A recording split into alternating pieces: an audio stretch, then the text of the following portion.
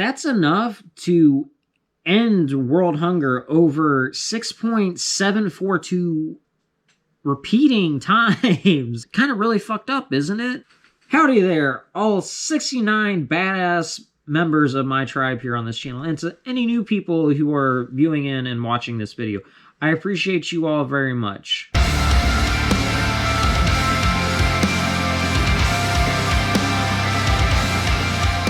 Today I wanted to talk with you guys about how these big tech companies, who a couple of them have said, oh yeah, we don't sell anything to the military for profit, you know, and contribute to the war on terror or just war in general. But in actuality, they've been reaping billions of dollars from selling that stuff to the military-industrial complex. Did you know that the relationship between Silicon Valley and the American state has made trillions of dollars since 9/11? Google, Amazon, and Microsoft have been selling technology to the war machine and making billions of dollars from their sales. Lots of people are aware of the military industry benefiting from war, in addition to, you know, being a business kind of that's more about generating wealth than actually helping people like it claims to half the time. Now, people, however, are not as necessarily aware of the fact that the glimmering, shining Silicon Valley organizations are profiteering from things like this in the same way as the brilliant man Russell Brand said in one of his YouTube videos last week. Michael Brown, director of the Defense Innovation Unit, DIU, within the U.S. Department of Defense, the longtime Silicon Valley executive who transitioned into government service in 2016. Wait, isn't Silicon Valley that one place where there's a lot of corruption, or where most of it stems from, and people like Mark Zuckerberg and Jeff Bezos live?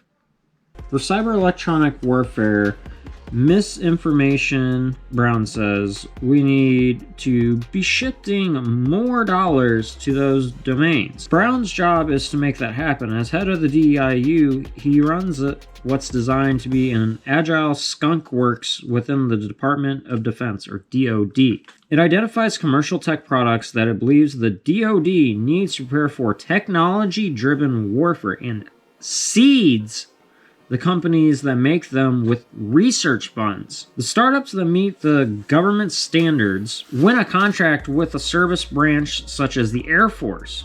Wait, so the organizations or companies that do exactly as the government wants get funds and big business booms?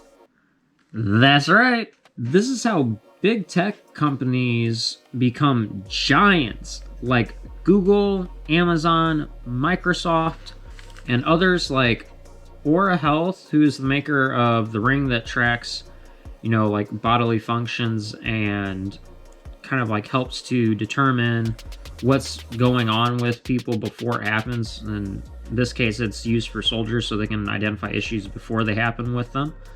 And the final one would be Anduril Industries. They're a drone security company who has the CEO who created the Oculus Quest VR headset. This man's name is Palmer Luckey, for any of you guys that don't know. In all, over 86% of government contracts awarded to Amazon and 77% to Google have been related to the war on terror.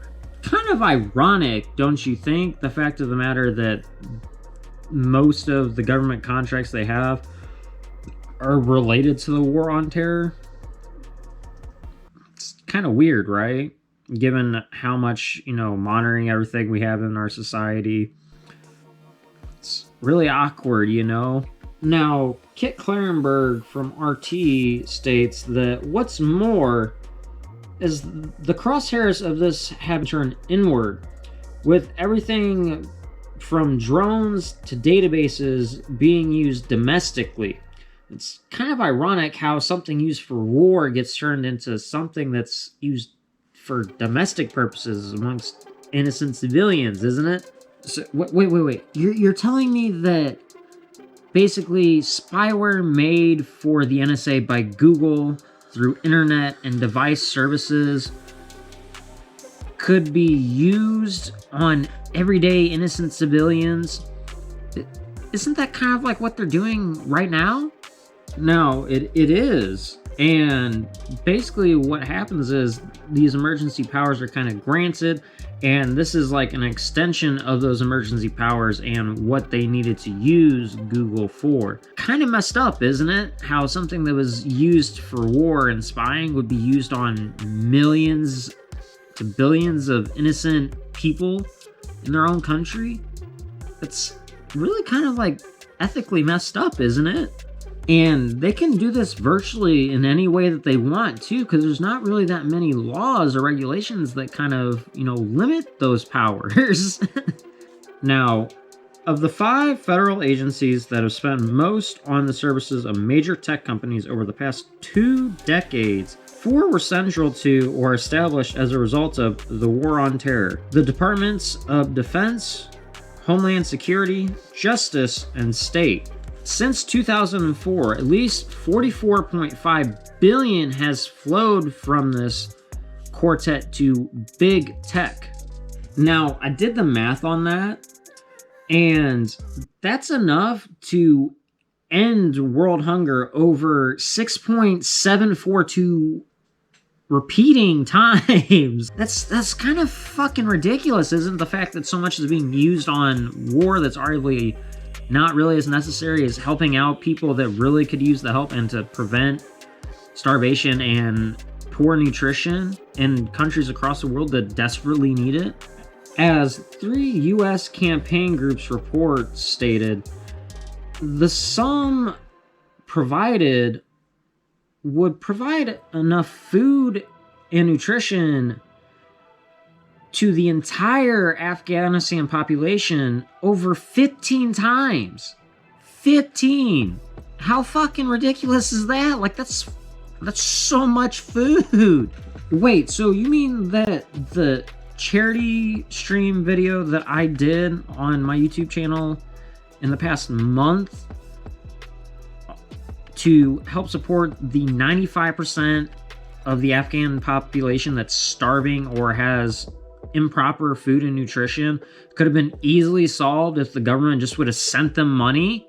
Wow! Oh my god, it's like they have a shit ton of money they just, sit there and use stupidly. Now, it also could have ensured access to shelter, healthcare, food, and water to the entire population of Iraq 26 times over, or distributed over 108 billion pounds of food to Yemen. That's so much food, isn't it? Like, it's kind of easy to see how that could help end all the hunger crises we're having, right? But no, instead we're sitting there using it to fuel war and help increase business in the war industry. The thing is that they're so intertangled, big tech and the industrial complex. That's really fucked up, isn't it? People have to understand that big tech and the government are one and the same, or like the industries of them. They sit there and serve the purpose to help each other out and to keep each other alive. Now, thinking about that and all the things that I presented so far, it's really not hard to see how easily corruption could stem from all this, right? Well, of course, because the fact of the matter is that these big tech companies are funded by the government and get large sums of money from them. And of course, that means they probably do a lot of things that they want, regardless of how unethical or immoral it might be, or how much of a violation of privacy it is of a country's own citizens. Actually, Facebook's Threat Intelligence Division that launched in 2015 is a large hub of spies, counting numerous ex-CIA and NSA agents in their own ranks. It's not hard to understand how corruption can continue to reap benefits for these government programs or the government itself and these big tech companies who are so closely knit together and really just buddy-buddy. 82% of the cases where US authorities asked Google to turn over information to them in 2020, Google complied. Then Facebook did the same, but with 89%.